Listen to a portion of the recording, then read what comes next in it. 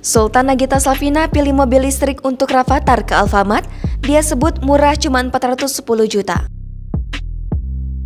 Memiliki harta yang berlimpah, Nagita Slavina diketahui membelikan sang putra sulung, Rafathar, sebuah mobil listrik.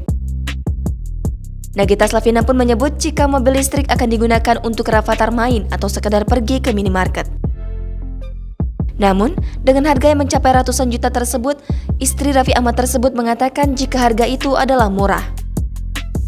Dilansir dari akun gosip Instagram @rumpi_gosip, mengunggah momen di mana Nagita Slavina tengah memilih dan mengecek keadaan mobil listrik yang akan ia berikan kepada Rafathar, Jumat 18 Februari 2022. Saat itu Nagita Slavina tampak mendatangi sebuah showroom mobil dan menanyakan tentang mobil listrik. Nagita Slavina lantas mendekati salah satu mobil listrik dan kembali bertanya. Merasa penasaran, Nagita Slavina kembali mengajukan beberapa pertanyaan pada pekerja tersebut.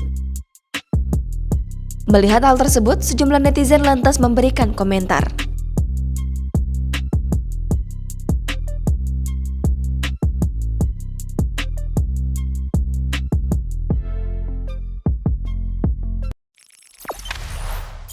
Jangan lupa subscribe, share, komen, dan like ya!